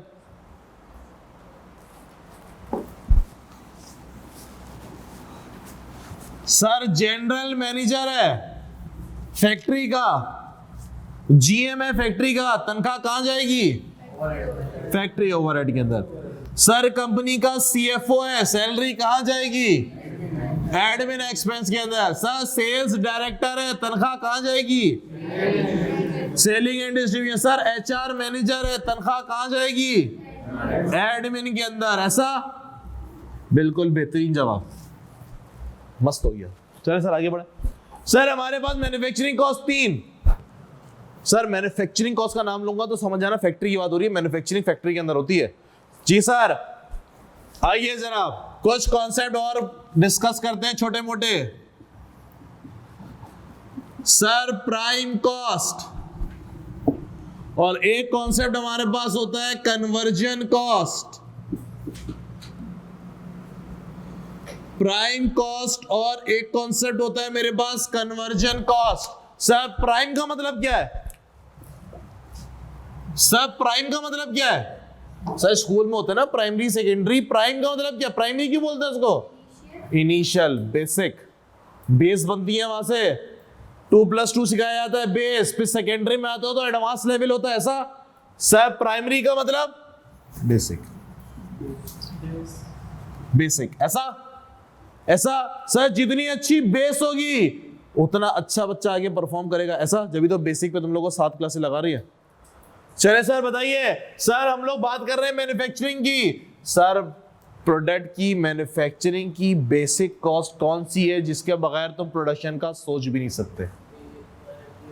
सर 3 कॉस्टें थी आपके पास, चलो 4। सर मैन्युफैक्चरिंग कॉस्ट आपके पास 4 थी। शॉर्टकट लिखूंगा, direct material, direct labour, direct expense, और सर यही है ना, और तो नहीं है? जी सर कौन सी कॉस्ट ऐसी है जिसके बगैर आप प्रोडक्शन का सोच भी नहीं सकते? सर मैंने बोला सर अगर तो मटेरियल नहीं है, डायरेक्ट मटेरियल। हमने बोला सर आपने पाकिस्तान के अंदर रिफाइनरी पे रिफाइनरी बनाते जा रहे हो। सर रिफाइनरी का काम क्या है? जो क्रूड ऑयल जमीन से निकलता है उसको रिफाइन करना, पेट्रोल डीजल मिट्टी का तेल ये बना के मार्केट में बेचना। सर आप लोगों ने रिफाइनरी पे रिफाइनरी लगा दी। जिस तरह स्कूल खुले हुए ना गली में, आपने हर शहर के अंदर रिफाइनरी खोल दी है। हमने बोला सर रिफाइनरी आपने लगा दी, अरबों रुपए लगा दिए। सर मटेरियल गैस के लिए किस चीज से पेट्रोल बनाया जाएगा? Crude oil. क्रूड ऑयल क्या है सर? मटेरियल है, डायरेक्ट मटेरियल है। सर क्रूड ऑयल पाकिस्तान में होता है? नहीं सर। किससे खरीदना पड़ता है? सऊदी अरब से। किससे खरीदना पड़ता है सर? सऊदी अरब से। पाकिस्तान पे खुदा ना खास्ता इंपोर्ट पे पाबंदी लग गई। सर आप इंपोर्ट नहीं कर सकते, जो कि पाकिस्तान के हालात अभी जा रहे हैं, डिफॉल्टर होने जा रहा है, अल्लाह ना करे हो। सही नहीं? तो इसका मतलब सर कोई भी आपको अपना प्रोडक्ट नहीं बेचेगा। तो सर रिफाइनरी का हम क्या करेंगे? आपने जो हर शहर में रिफाइनरी लगा दी है, क्या करेंगे सर? वहां पे क्रिकेट खेलेंगे? सर क्या करें? क्रूड ही नहीं है, किससे पेट्रोल डीजल बनाओगे? लॉजिक क्लियर हो रही है? सर प्राइम कॉस्ट वो कॉस्ट जिसके बगैर आप प्रोडक्शन का सोच भी नहीं सकते। अगर तुम्हारे पास कॉटन नहीं है तो कपड़ा नहीं बना सकते। ऐसा बेसिक कॉस्ट। एग्री करते हो? सर कपड़ा आ गया, कॉटन आ गई, ग्राउंड में हमने कॉटन रख दी है। सर रिफाइनरी आपके पास तेल ही तेल है मुल्क के अंदर। हमने बोला सर रिफाइनरी भी लगी हुई है, क्या कॉटन से कपड़ा बन जाएगा ऐसे ही देखते देखते गर्मी धूप से? नहीं सर, आपको क्या चाहिए होगी? लेबर चाहिए होगी। सर अगर लेबर नहीं है तो आप प्रोडक्शन का सोच भी नहीं सकते। सर सऊदी अरब में लेबर है? नहीं सर लेबर नहीं है वहां पे। कौन सी लेबर है? पाकिस्तान, इंडिया, बांग्लादेश, ये लोग गए हुए। शेख तो लेबर नहीं है ना भैया। हाँ आ गया तो ये लोग बाइकआउट कर दे, सर हमने सऊदीया जाना ही नहीं है। सर क्या होगा सऊदीया का? कुछ नहीं कर सकते भाई, वो भी क्रिकेट खेलेंगे शेख। ऐसा ही है, ऐसा ही है। सर क्या लेबर के बगैर आप प्रोडक्शन कर सकते हैं? नहीं सर, लेबर आपके पास किस में आती है सर? प्राइम कॉस्ट के अंदर आती है। एग्री कर दो? बेसिक। एग्री। सर आपके पास मशीनरी भी है, आपके पास लेबर भी है, पीपीएल। सर इनका काम क्या है? जमीन से गैस निकालना। सर इनके पास मशीनरी भी है, जमीन से गैस और तेल निकालना। मशीनरी भी है और लेबर भी है इनके पास। बलूचिस्तान पहुंच गए। उन्होंने बोला सर यहाँ पे जो है ना वो तेल गैस है, गवर्नमेंट के पास जा रहे हैं, गवर्नमेंट अपने धरनों में लगी हुई है, अपनी सीटें बचा रहे हैं। हमने बोला भाई ये तेल गैस निकाल सकते हैं, और बाद में देखते हैं, खैर है भाई। सर क्या हम प्रोडक्शन कर पाएंगे? नहीं सर, रॉयल्टी तो देनी पड़ेगी। प्रिंटिंग हाउस वाला, सर किताबें बना के छाप पाएगा? नहीं सर, जब तक मैं उसको लाइसेंस नहीं दूंगा अपनी किताब छापने का, ऐसा, और फिर मैं रॉयल्टी चार्ज करूंगा। सर इसको मैं क्या बोलूंगा? Direct expense. एग्री करते हो सर? एग्री करते हैं सर? ये चीजें होंगी तब जाके मैं फैक्ट्री लगाने का सोचूंगा। बेसिक चीज ये है, अगर ये होंगी तो फिर मैं फैक्ट्री लगाने का सोचूंगा। Sir direct material for example मेरे पास है 1 लाख रुपए, सर डायरेक्ट लेबर मेरे पास है सर 50,000 रुपए, डायरेक्ट एक्सपेंस मेरे पास है फॉर एग्जांपल 20,000 रुपए। सर कितना हो गया? 170। सर कितना हो गया? 170। मैं बोलूंगा प्राइम कॉस्ट कितनी है मेरे पास? 170। बात समझे? बात समझे? हमारे पास कॉस्टिंग पूरा कैलकुलेशन वाला पर्चा है भाई, 95% कैलकुलेशन आएगी, ये नंबर्स, कभी प्लस कभी माइनस कभी मल्टीप्लाई कभी डिवाइड। समझ में आना चाहिए किसको किससे प्लस करना है, कॉन्सेप्चुअल, रट्टा नहीं चलेगा। कॉस्टिंग के पर्चे में रट्टा नहीं चलता, रट्टा लगा लिया गया। चले सर आगे बढ़े भैया। कन्वर्जन कॉस्ट, सर कन्वर्जन का मतलब क्या होता है? कन्वर्ट करना, बिल्कुल सर। कन्वर्ट किसको कन्वर्ट करें? सर रॉ मटेरियल को कन्वर्ट करें किसमें? सर मैं नाम चेंज कर दूंगा थोड़ी देर बाद, अभी मैंने फिनिश गुड्स की टर्मिनोलॉजी आप लोग को नहीं सिखाई। सर किसमें कन्वर्ट कर दें? फाइनल प्रोडक्ट में। कॉटन को, रुई को फैब्रिक कपड़े में कौन कन्वर्ट करेगा? Conversion cost. एग्रीड। सर गाड़ी है, इंजन है, स्टीयरिंग है, इसको गाड़ी में कौन कन्वर्ट करेगा? सर रिफाइनरी है, क्रूड ऑयल है, उसको पेट्रोल डीजल में कौन कन्वर्ट करेगा? वो कॉस्ट क्या कहलाती है मेरे पास? Conversion cost. सर एक मजदूर चाहिए आपको, अगर मजदूर नहीं है तो सर आप कन्वर्ट नहीं कर सकते, मजदूरी तो करेंगे। सर गारमेंट इंडस्ट्री है, थान है कपड़ों के, उसको शर्टों में कन्वर्ट करना है, सर कौन करेंगे? मजदूर, लेबर। सर कौन सी वाली लेबर? जिनको कपड़ा सीना आता हो, जो कि काम करेंगे, डायरेक्ट लेबर। ऐसा। नंबर 2, सर आपने उनको कपड़ों के थान लाके दे दिए मजदूरों को, और आपने मजदूर खड़े कर दिए, कपड़ा सीना आता है, हमने बोला चल भाई शर्टें बना लेंगे। बोलेंगे सर मशीन तो दे, सीऊंगा किसमें? हमने मशीनें खरीद के दे दी, फाइनेंशियल अकाउंटिंग वाला आया, बोला sir as per IAS 16 capitalize होगी ये मशीन है। ऐसा सर कॉस्ट तो नहीं हुए, एसेट बन रही है, कॉस्ट का मतलब तो एक्सपेंस होता है। सर उसका डेप्रिसिएशन, उस पे जो बिजली का बिल आएगा वो, मशीन की इंश्योरेंस होगी वो, ऐसा। सर ये सारे खर्चे कहाँ जा रहे होते हैं? ये सारे खर्चे कहाँ जा रहे होते हैं? फैक्ट्री ओवरहेड के अंदर। सर इन दोनों कॉस्ट को मिलाकर बोला जाएगा तो क्या बोला जाएगा? Conversion cost. Sir direct labour की कॉस्ट कितनी थी? 50,000। फैक्ट्री ओवरहेड की कॉस्ट कितनी है? अज्यूमिंग 40,000। तो सर मैं कन्वर्जन कॉस्ट कितनी बोलूंगा? सर मैं कन्वर्जन कॉस्ट कितनी बोलूंगा? 90,000। सर डायरेक्ट लेबर दोनों में होता है, दोनों में होता है क्या? दोनों में होता है डायरेक्ट लेबर, कन्वर्जन में भी और प्राइम में भी। सर क्या सबोगे समझ में आ गया? सर बेसिक कॉन्सेप्ट बनाए जा रहे हैं आप लोगों के, जितने स्ट्रांग होंगे यकीन करो अगले चैप्टर से मजे में समझ में आएंगे। इसी में घूमते रहोगे तो फिर घूमते रहोगे। सर अपने को ये स्ट्रांग चाहिए।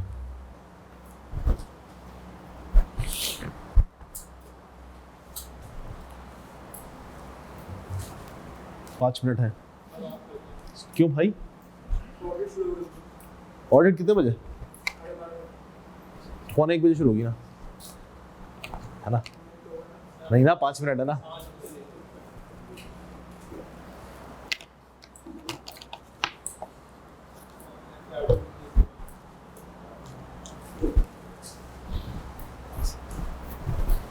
बस एक छोटी सी बात करेंगे, फिर बाकी बातें कल करेंगे। भाई पढ़ कर आएंगे हम लोग, हाँ याद रखिएगा। रोजाना आपने पढ़ाई पे तकरीबन एक पेपर कॉस्टिंग पे आपको रोजाना 1 घंटा देना है कम से कम। अभी शुरू किया उसमें, फिर जैसे जैसे पेपर नजदीक आते जाएंगे इस ड्यूरेशन को बढ़ाते जाना है। अभी आज से तैयार कर लेंगे रोजाना 1 घंटा कॉस्टिंग को देना है। कितने पर्चे उठाएंगे तुम लोगों ने? 3 या 4? 3। हाँ 3 सही रहता है सर। अगर आप घर पे रोजाना एक पेपर को 1 घंटा दो, बोले तो 3 घंटा कोई आराम से हो सकता है। हाँ अभी इसलिए बोल रहा हूँ क्योंकि अभी तुम्हारी क्लासें भी चल रही है, तुम्हारा ट्रैवलिंग का टाइम भी है, फिर यहाँ पर आओगे थक जाओगे, घर जाओगे थोड़ा सुस्ताओगे, क्योंकि फिर मंडम बनने का पढ़ने का 3 घंटे पढ़ने के निकालने हैं। 8 घंटे की नींद लाजमी, 8 घंटे की नींद करोगे तो आपकी जो क्लासेस हैं वो भी इफेक्टिव रहेंगी और पढ़ाई भी इफेक्टिव रहेगी। 8 घंटे से कम नींद करोगे खतरनाक है, अपनी सेहत के लिए भी, अपने दिमाग के लिए भी। फिजिकली तो क्लास में बैठा होगे, दिमाग आपका सो रहा होगा, कुछ चीजें एब्जॉर्ब नहीं हो रही होंगी। 8 घंटे की नींद करनी है, 3 घंटे घर पे पढ़ना है, 1 घंटा मेरे पेपर को देना है। पेपर नहीं, टेस्ट पूरे करोगे, होमवर्क पूरे करोगे, प्रैक्टिस भरपूर करोगे। पढ़ने का एक तरीका होता है, पढ़ने का कैलकुलेशन वाले पेपर के पढ़ने का तरीका यह है कि आप लोग इसकी प्रैक्टिस करेंगे बगैर सॉल्यूशन देखे। सवाल उठाया, क्वेश्चन को तरीके से रीड किया, एक एक चीज खुद सॉल्व किया, सॉल्व कर लिया पूरा, सॉल्यूशन उठाया, अब आपने टिकिंग करना शुरू किया, ये सही है, ये सही है, ये सही है। जनता क्वेश्चन देखा, सॉल्यूशन देखा, दिमाग में सॉल्व हो रहा है। अच्छा 2+ यहाँ पे मल्टीप्लाई हुआ, डिवाइड यहाँ पे, हाँ सही तो है। 5 मिनट के अंदर सर फेल करते हैं लोग यार। फेल ऐसा नहीं करना, ऐसा तुम लोग करते हो, कैलकुलेशन में नहीं करते लेकिन थ्योरी में करते हो। थ्योरी में तुम लोग ऐसा करते हो। खैर मेरे बच्चे में क्या करना है, सवाल उठाया आप खुद सॉल्व करोगे। सर मैं 2 दफा इस सवाल को सॉल्व कर चुका हूं, भाई क्या हुआ, 3 दफा कर लो। करना है बगैर सोल्यूशन देके, बगैर सोल्यूशन देके। ये डेली 1 घंटा देना तुम लोगों ने यार, सही है। पेपर इंशाल्लाह निकल जाएगा। शुरू से भी तो करोगे, एंड में जब हमारी क्लास खत्म होगी ना 31 जुलाई को इंशाल्लाह, तो आपकी तैयारी भरपूर हो चुकी होंगी। 40-50 टेस्ट में ले चुका हूँ आप लोग। उसके बाद आप लोग जब अगस्त में, मेरी क्लासें तो नहीं होंगी, अगस्त में तुम जिस दिन भी आ रहे होगे, उस दिन हम लोग जो ना वो 3 घंटे का मॉक लिया करेंगे। हफ्ते में मैं तुम्हें बुलाऊंगा, 2 दिन बुलाया करूंगा। हफ्ते में 2 दिन बुलाऊंगा, चाहो तो तुम ऑनलाइन दे दो, या चाहो तो मैं यहाँ पे पेपर रखवा दूंगा मॉक शॉक बना के, वो कोई तुम्हारे फादर भाई जा रहे हो तो यहाँ से कलेक्ट करते हुए चले, ताकि तुम लोग का ट्रैवलिंग की कॉस्ट, ट्रैवलिंग का टाइम बचे। लेकिन तेना वो तरीके मॉक्स है 3 घंटे वाले सिनेरियो में, अपने को वो इतना ज्यादा यूज टू कर देंगे ना, आदी बना देंगे, ताकि एग्जाम में ना अपने को टेंशन ना हो। सही, थोड़ी जान माननी पड़ेगी। चले सर बस एक आखिरी कॉन्सेप्ट डिस्कस करेंगे, फिर हम छुट्टी करेंगे। सर इन्वेंट्री क्या होती है? सर इन्वेंट्री क्या होती है? क्या बात है जी। सर इन्वेंट्री मतलब गुड्स, जिस चीज का कारोबार किया जाता है वो इन्वेंट्री होती है। जिस चीज का कारोबार किया जाता है वो इन्वेंट्री होती है। ऐसा हमने बोला सर आपके बिजनेस 2 तरीके से थे। हमने बोला जनाब एक था मेरे पास ट्रेडिंग। सर ट्रेडिंग वाला क्या होता है? सर जस्ट बाइंग और सेलिंग, ऐसा। और दूसरा कारोबार मेरे पास कौन सा होता है? मैन्युफैक्चरिंग। सर एक और भी तो होता था, सर्विस प्रोवाइडर। खूबसूरत बात, सर्विस प्रोवाइडर।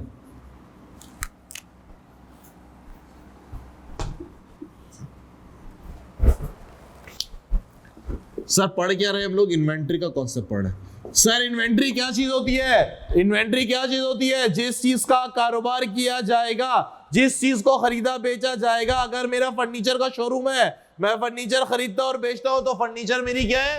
इन्वेंट्री है। एग्री करते हो भैया? सर एग्री करते हैं? सर मैंने बोला गाड़ी का शोरूम है, मैं गाड़ी खरीदता बेचता हूं, तो गाड़ी मेरे लिए क्या है? इन्वेंट्री है। ऐसा जिस चीज का कारोबार किया जाएगा। सर मैन्युफैक्चरिंग भाई, ये मैन्युफैक्चरिंग वाले क्या करते हैं? इन्वेंट्री को, गुड्स को खुद बना के बेचते हैं, खुद बना के बेचते हैं। सर कैसे बनाते हैं? सर क्या खरीदेंगे सबसे पहले? सर सबसे पहले वो खरीदेंगे रॉ मटेरियल, टेक्सटाइल वाले क्या खरीदेंगे? कॉटन। केमिकल, गाड़ी वाले क्या खरीदेंगे? इंजन, गियरबॉक्स, कुर्सियां, स्टील, ये सारी चीजें। रिफाइनरी वाले क्या खरीदेंगे? क्रूड ऑयल, केमिकल, ऐसा। सर ये मेरे पास कहलाता है रॉ मटेरियल। सर क्या कहलाता है? Raw material. Sir raw material मेरे पास स्टोर में पड़ा हुआ है, मेरी इन्वेंट्री है। एग्री करते हो? सर रॉ मटेरियल स्टोर में पड़ा हुआ था, मैंने उठा दिया, प्रोडक्शन फ्लोर में दे दिया। सर फर्नीचर बन रही है, लकड़ियां मैंने प्रोडक्शन फ्लोर में दे दी हैं, कुर्सियां बन रही हैं। सर कैसे? कोई लेबर उसको घिस रही होगी, कोई लेबर उसको काट रही होगी, कोई इस पे कीले लगा रही होगी, कोई इस पे पॉलिश कर रही होगी, ऐसा ऐसा। सर मंथ एंड हो गया, मैं पहुंच गया, मैंने बोला सर मैंने अकाउंट्स बनाने हैं, मंथ एंड हो गया, मुझे बताओ कितनी लकड़ी की फेस में है और कितनी चेयर की फेस में है। मैंने बोला सर लकड़ी की फेस में और चेयर की फेस में। हमने बोला सर ये तो आधी कुर्सियां बनी हुई है, किसी पे कीले लगना बाकी है, किसी पे पॉलिश होना बाकी है, कोई सूखने के लिए रखी हुई है, ऐसा। सब मैंने बोला इसका अंदर कोई भी माल तैयार नहीं हुआ, इनकम्प्लीटेड यूनिट्स है। कह सकता हूं मैं इसको, मैं कहता हूं वर्क इन प्रोसेस। सर क्या करें, इसको उठा के फेंक दें क्या? है सर इसको उठा के फेंक दें? अबे भाई क्यों फेंकेंगे, महीना खत्म हुआ है, जिंदगी तो खत्म नहीं हुई ना यार, अगले महीने बना देंगे इसको, कंप्लीट करके फिर बेचेंगे। मतलब है तो तुम्हारी इन्वेंट्री, है तो तुम्हारी इन्वेंट्री, लेकिन अभी इन प्रोसेस है, काम अभी इन प्रोसेस में है। एग्रीड? तीसरा, सर इन्वेंट्री बन गई, तैयार हो गई, माल बन गया, तैयार हो गया, बिका नहीं है। सर बिका नहीं है तो मेरा एसेट है, बिक गया तो मेरा एसेट नहीं है, ऐसा। बिका नहीं है, तैयार हो गया है, सर इसको मैं क्या बोलूंगा? Finished goods. तो सर मैन्युफैक्चरिंग के अंदर मेरे पास इन्वेंट्री 3 होती है। कौन कौन सी जनाब? Raw material, work in process और फिनिश गुड्स। आप लोगों को पता है सर इन्वेंट्री मेरा करंट एसेट्स होता है, कह सकता हूं मैं। कहां जाता है सर ये? Balance sheet, statement of financial position के अंदर और कॉस्ट ऑफ गुड्स सोल्ड के अंदर क्लोजिंग इन्वेंट्री। याद है? याद है? डन भैया। सर सर्विस के अंदर कोई खरीदो फरोख्त तो है ही नहीं, इंटरनेट सर्विस इन्वेंट्री तो नहीं होती। सॉफ्टवेयर वगैरह। हाँ सर क्या सबों को बात समझ में आ गई? सर आज की क्लास हम यहीं तक रखेंगे, कल इंशाल्लाह फिर आप लोगों से मुलाकात होगी। ठीक है जी, थोड़ी बेसिक्स और आगे चलेंगी, 7 क्लास तक बेसिक जाएंगी। अच्छा हो सकता है शायद परसों की क्लास मैं उनका नया चैप्टर स्टार्ट करवाऊँ फैक्ट्री ओवरहेड का, तो आपको शायद मैं मर्ज कर दूँ, लेकिन मैं आप लोगों को इतना तैयार कर दूंगा कल तक कि आप लोग को वो चीज़ें समझ में आने लगेंगी और तुम इतना तैयार हो गए हो कि तुम्हें वो चीज़ें समझ में आने लगेंगी। तो जब तक तुम्हारे ये बेसिक और वहाँ के जो 2 चैप्टर निकल गए वो हम कंपैरेटिव साथ साथ लेके चलेंगे और ये भी लेके चलेंगे। क्लासेस हम आगे पीछे रखेंगे ताकि एक ही क्लास लेने आओगे दोनों ले लोगे, ठीक है जी, ताकि ये भी चलता है और वो भी चलता है। रिकॉर्डिंग फिर मुझे समझ में नहीं आती ना, मतलब फिर वो रिकॉर्डिंग रह जाती है, तो हम फिजिकल कर लेंगे तो चीज़ें हो जाएंगी। ठीक, हाँ लेकिन पढ़ना तो है ना बेसिक है। चले सर फिर इंशाल्लाह कल मुलाकात होगी आप लोगों से। अल्लाह हाफ़िज़।